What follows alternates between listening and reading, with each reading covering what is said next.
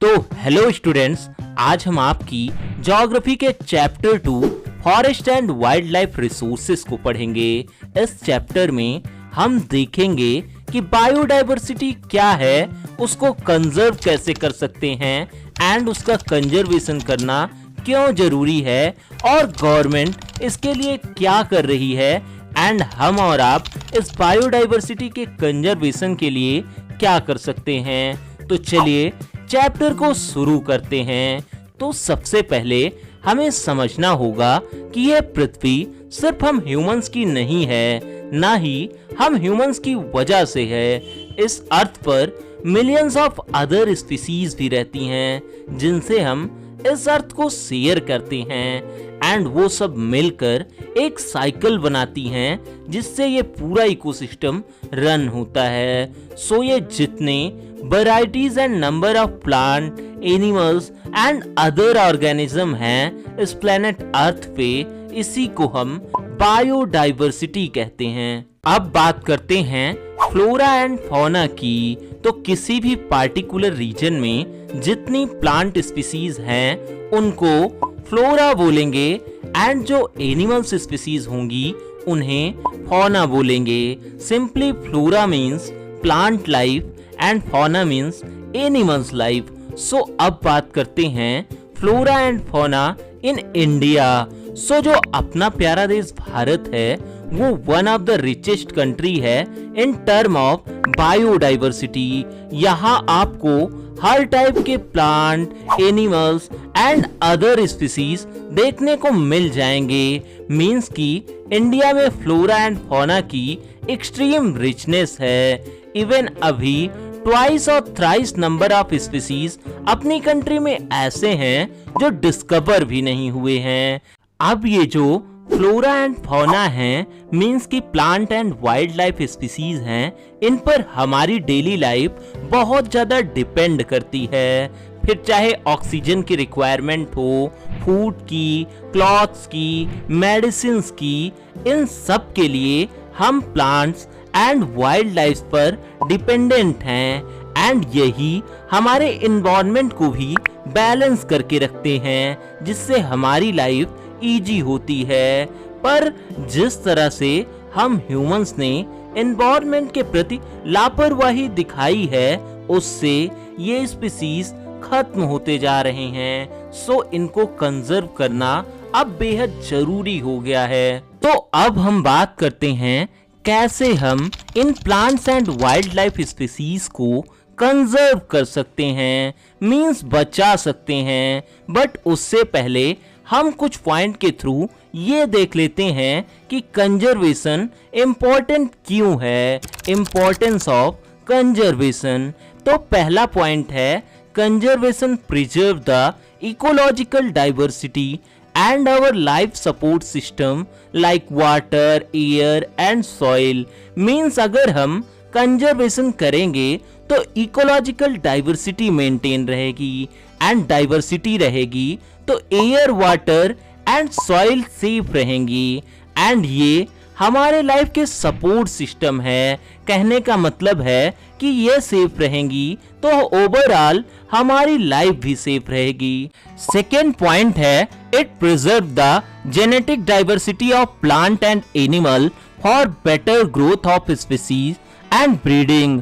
For example जैसे कि agriculture में हम अब भी उन्हीं ट्रेडिशनल क्रॉप वैरायटीज पर डिपेंडेंट हैं, बट अगर अब भी हम इन क्रॉप वैरायटीज को प्रिजर्व नहीं करके रखते तो आगे भी चलकर हमें नई क्रॉप वैरायटीज नहीं मिलने वाली। सो इसलिए प्रिजर्वेशन भी बहुत इम्पोर्टेंट है। तो अब बात करते हैं how to conserve forest and wildlife की। तो आजादी के बाद जब लगातार फॉरेस्ट एंड वाइल्ड लाइफ तेजी से खत्म होते जा रहे थे तो बहुत सारे कंजर्वेशनिस्ट ने 1960s एंड 70s के अराउंड गवर्नमेंट से डिमांड करी कि वो नेशनल लेवल पर इसके लिए कुछ करें। देन फिर 1972 में government the Indian wild life protection act लेकर आती है। इसमें एंडेंजर्ड स्पीसीज की लिस्ट पब्लिश करी जाती है एंड उनको बचाने के लिए गवर्नमेंट हंटिंग पर बैन लगा देती है एंड पोचिंग पे भी रेस्ट्रिक्शंस लगा देती है एंड उन इंडेंजर्ड स्पीसीज को प्रोटेक्ट करने के लिए उनके हैबिटाट को भी प्रोटेक्शन देना शुरू कर देती है। इसके लिए बहुत सारे प्रोटेक्टिव इंस्टीट्यूट भी बनाए गए, जैसे national park, wild life sanctuaries and biosphere reserves. At present India में 103 national park, 563 wild life sanctuaries and 18 biosphere reserve हैं। एंड देन फिर गवर्नमेंट कुछ हाईली थ्रेटेंड स्पीसीज को प्रोटेक्ट करने के लिए इंडिविजुअल प्रोजेक्ट्स भी चलाती है, जैसे टाइगर्स के लिए save tiger project, Asiatic lion के लिए, वन हॉर्न राइनोसोर्स के लिए, हैंगुआल के लिए and some species of crocodile को सेव करने के लिए इंडिविजुअल प्रोजेक्ट्स चलाए जाते हैं। तो आपकी एनसीईआरटी डिटेल में प्रोजेक्ट टाइगर को समझाती है, तो हम भी उसी को समझाएंगे। तो जो टाइगर्स हैं वो एक बहुत ही इंपॉर्टेंट स्पीसीज हैं फनल वेब की। फनल वेब होता है लाइक फूड वेब, जिसे डिफरेंट एनिमल्स इंक्लूडिंग हम ह्यूमंस मिलकर बनाते हैं। तो 1973 के अराउंड ये रियलाइज करा जाता है कि टाइगर्स की पॉपुलेशन में एक रैपिड डिक्लिनेशन है पिछले 100 ईयर्स में। डाटा के अकॉर्डिंग 1973 में टाइगर्स की पॉपुलेशन सिर्फ 1827 होती है, जो तब के 100 साल पहले 55,000 हुआ करती थी। इसका जो मेजर रीजन था उसने पहला है पोचिंग। मींस उस टाइम पे टाइगर्स की स्किन एंड बोन्स को मेडिसिन में यूज करने के लिए इतनी ज्यादा पोचिंग करी गई, इतने ज्यादा टाइगर्स को मारा गया था कि 1973 के अराउंड टाइगर्स की पॉपुलेशन एक्सटेंड होने के कगार पर पहुंच चुकी थी। इसका जो दूसरा रीजन था वो था श्रिंकेज ऑफ हैबिटाट। मींस की इतना डिफॉरेस्टेशन हुआ कि टाइगर्स के हैबिटाट बुरी तरह अफेक्ट हुए एंड ये भी रीजन रहा उनकी पॉपुलेशन के रैपिड डिक्लिनेशन में। इसी से लिंक तीसरा रीजन भी है ग्रोइंग ह्यूमन पॉपुलेशन। ह्यूमंस की पॉपुलेशन बढ़ी तो डिफॉरेस्टेशन भी बढ़ा एंड ह्यूमंस ने अपने घर बढ़ाए तो टाइगर्स एंड अदर स्पीसीज के घर भी लॉस्ट हुए। सो इसी में टाइगर्स और भी खत्म होते चले गए। एंड अनदर जो इम्पोर्टेंट रीजन था वो ये भी था कि depletion of prey based species, मतलब कि जिन एनिमल्स को टाइगर खाते थे डिफॉरेस्टेशन हुआ तो उनकी पॉपुलेशन भी कम हुई और बहुत सारे टाइगर भूखे मरने लगे। सो इन सब को ध्यान में रखते हुए गवर्नमेंट ने 1973 में प्रोजेक्ट टाइगर लॉन्च किया एंड इस प्रोजेक्ट से काफी फायदा भी हुआ। इसके बाद देश में बहुत सारे टाइगर रिजर्व्स भी बनाए गए। तो इंडिया में जो मेजर टाइगर रिजर्व्स हैं, जैसे Manas tiger reserve in Assam, Sariska wildlife sanctuary in Rajasthan, Sundarban national park in West Bengal, Corbett national park in Uttarakhand, Bandhavgarh national park in Madhya Pradesh, Periyar tiger reserve in Kerala. But अब तक ये सब करने के बावजूद भी ये लगने लग चुका था कि बायोडाइवर्सिटी के कुछ कंपोनेंट्स को कंजर्व करने की बजाय अब हमें पूरी बायोडाइवर्सिटी को ही कंजर्व करने के बारे में सोचना होगा। इसलिए 1980s एंड 1986 के around wildlife conservation act में इवन इंसेक्ट को भी कंजर्व करने की प्लानिंग करी जाने लगी। Hundreds of butterflies, moth, beetle and एक ड्रैगन फ्लाई को भी प्रोटेक्टेड स्पीसीज की लिस्ट में ऐड कर दिया गया एंड इन 1991 प्लांट की 6 स्पीसीज को भी प्रोटेक्टेड स्पीसीज की लिस्ट में पहली बार डाल दिया गया। तो अब बात करते हैं type and distribution of forest and wild life resources की। मींस की गवर्नमेंट ने फॉरेस्ट को प्रोटेक्ट करने के लिए उन्हें कुछ पार्ट्स में डिवाइड करके रखा है, जैसे reserve forest, protected forest and unclassed forest. तो सबसे पहले बात करते हैं रिजर्व फॉरेस्ट की। तो ये जो रिजर्व फॉरेस्ट होते हैं इनको गवर्नमेंट ओन करती है एंड ये मोस्ट रिस्ट्रिक्टेड फॉरेस्ट होते हैं एंड इन फॉरेस्ट में कोई भी ह्यूमन एक्टिविटी अलाउड नहीं होती एंड अपने देश में जितना भी फॉरेस्ट है उसमें से 50% से ज्यादा ये रिजर्व फॉरेस्ट कवर करते हैं। Mainly Kerala, Tamil Nadu, West Bengal and Maharashtra के जो फॉरेस्ट हैं वो रिजर्व फॉरेस्ट की कैटेगरी में आते हैं। तो अब बात करते हैं प्रोटेक्टेड फॉरेस्ट की। तो ये जो प्रोटेक्टेड फॉरेस्ट हैं ये भी गवर्नमेंट द्वारा ओन करे जाते हैं बट रिजर्व फॉरेस्ट की कंपैरिजन में कम प्रोटेक्टेड होते हैं।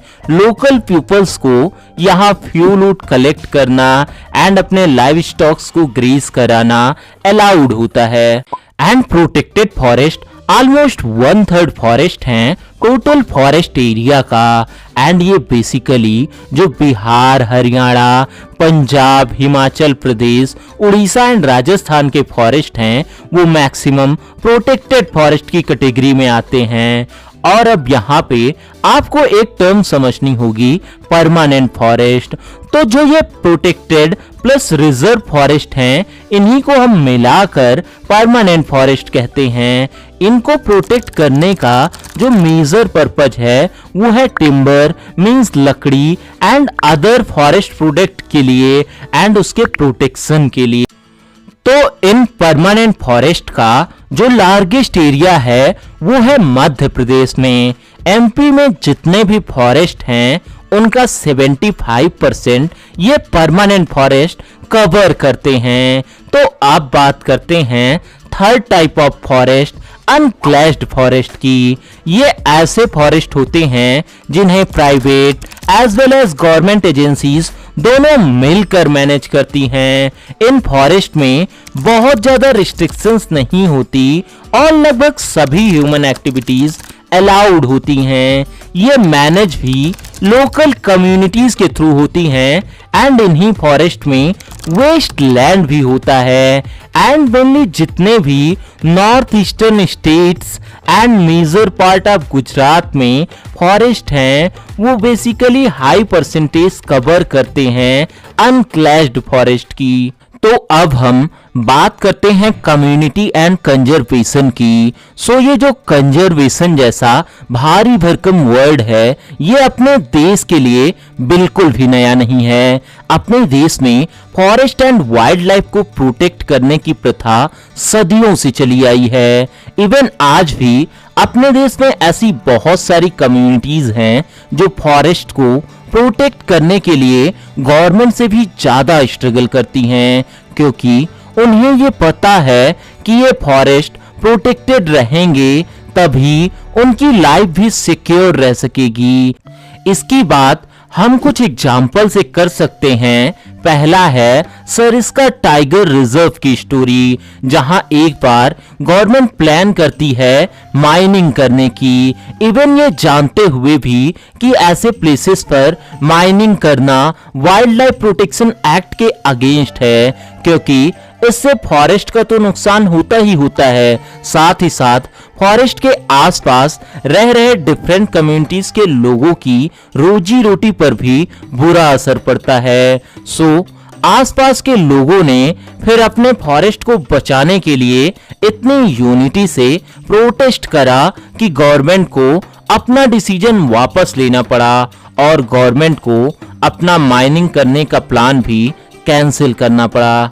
अब अगला एग्जाम्पल है अलवर डिस्ट्रिक्ट ऑफ राजस्थान का, जहां 5 विलेजेस के लोगों ने मिलकर 1200 हेक्टेयर के फॉरेस्ट को सेंचुरी डिक्लेयर कर दिया और उसका नाम रखा भैरव देव डाकव सेंचुरी एंड उन्होंने अपने दम पर बिना किसी गवर्नमेंट सपोर्ट के इसको प्रोटेक्ट करने की रिस्पॉन्सिबिलिटी ली एंड इसके लिए उन लोगों ने एक set of rules and regulation बनाए जिसमें वो इस बात को इंश्योर करते थे कि कोई हंटिंग ना कर सके एंड किसी तरह की कोई पोचिंग ना हो जंगल में, क्योंकि उन्हें पता था कि नेचर को प्रोटेक्ट करेंगे तभी हम प्रोटेक्टेड रहेंगे। इसीलिए वो आज भी ऐसा करते हैं।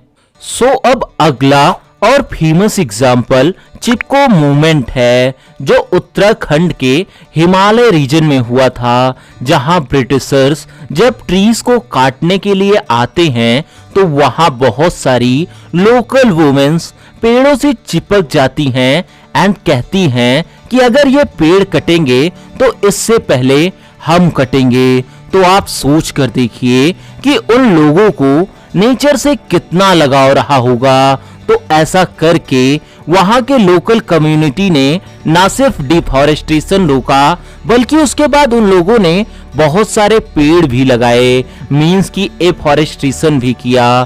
तो ऐसे ही पास्ट में लोकल पीपल्स एंड फार्मर्स के द्वारा कुछ ऐसे मूवमेंट भी चलाए गए जहां वो ट्रेडिशनल क्रॉप की सीड्स को फ्यूचर जनरेशन के लिए कंजर्व एंड स्टोर करते थे एंड लोगों के बीच उन सीड्स को बेस्ट वे से यूटिलाइज करने की इंफॉर्मेशन भी फैलाते थे, जैसे नबदन्या मूवमेंट एंड बीज बचाओ आंदोलन जो टिहरी डिस्ट्रिक्ट ऑफ उत्तराखंड में हुआ। तो अब हम बात करते हैं JFM यानी ज्वाइंट फॉरेस्ट मैनेजमेंट की। तो ये बेसिकली एक सिस्टम है जिसमें जो गवर्नमेंट है वो लोकल कम्युनिटीज को रिस्पॉन्सिबिलिटी देती है फॉरेस्ट को प्रोटेक्ट करने की एंड बदले में गवर्नमेंट उनसे कहती है कि आप फॉरेस्ट की नॉर्मल चीजों का यूज कर सकते हो अपने लाइवलीहुड को बेहतर करने के लिए। तो इससे होगा क्या कि गवर्नमेंट को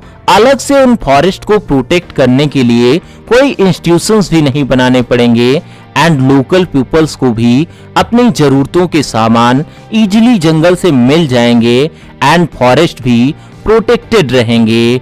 तो इस ज्वाइंट फॉरेस्ट मैनेजमेंट की सबसे पहले शुरुआत होती है उड़ीसा से, जब वहां की गवर्नमेंट 1988 में पहली बार रिजोल्यूशन लाती है ज्वाइंट फॉरेस्ट मैनेजमेंट के लिए।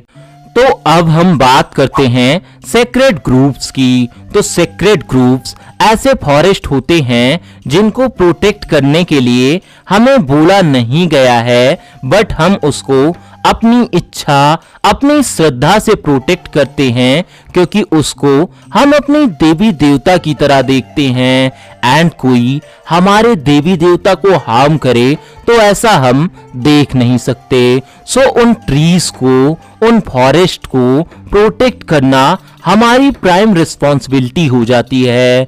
जैसे कि छोटा नागपुर रीजन में मुंडा एंड संथाल कम्युनिटी के जो लोग हैं वो वर्शिप करते हैं महुआ एंड कदम्ब के पेड़ों की, सो वो उसे प्रोटेक्ट भी करते हैं। जैसे उड़ीसा एंड बिहार के जो ट्राइबल्स लोग हैं वो इमली और आम के पेड़ों की पूजा करते हैं अपनी शादियों में, सो उसे वो प्रोटेक्ट भी करते हैं।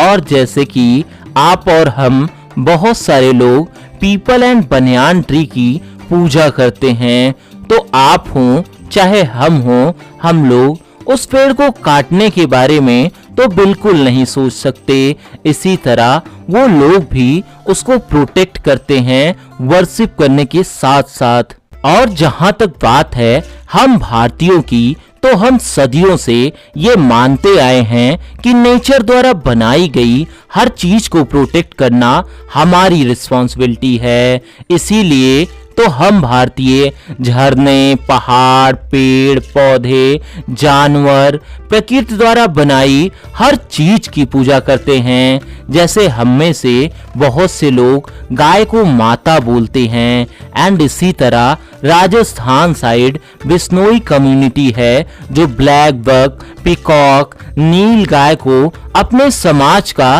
एक पार्ट मानती है एंड वो उनके प्रोटेक्शन की पूरी जिम्मेदारी लेते हैं और ये इंश्योर करते हैं कि उन्हें कोई हार्म ना कर सके। बट इस तरह की जो कम्युनिटीज हैं हम उन्हीं पर अपने फॉरेस्ट एंड वाइल्ड लाइफ को बचाने का जिम्मा नहीं छोड़ सकते। हमें इंडिविजुअल लेवल पर भी इनके प्रोटेक्शन के लिए कुछ करना होगा, क्योंकि इन पेड़ पौधों से ही हमारी लाइफ भी हेल्दी रह सकेगी, वरना कॉन्सिक्वेंसेस तो आप और हम देख ही रहे हैं। इतना high level of pollution, bad quality of air and so on. तो एज अ सिटीजन हमारी रिस्पॉन्सिबिलिटी है कि हम ज्यादा से ज्यादा पेड़ों को लगाएं, एंड अगर हम पेड़ों को नहीं लगा सकते तो हम इस बात को इंश्योर करें कि हम पेड़ों को काटे तो बिल्कुल भी ना, क्योंकि फ्यूचर आप लोगों का ही है। सो अपना नेचर, अपना फ्यूचर सुंदर आप लोग ही बना सकते हैं। सो इसी मैसेज के साथ आपका चैप्टर एंड होता है। पढ़ते रहें। Take care.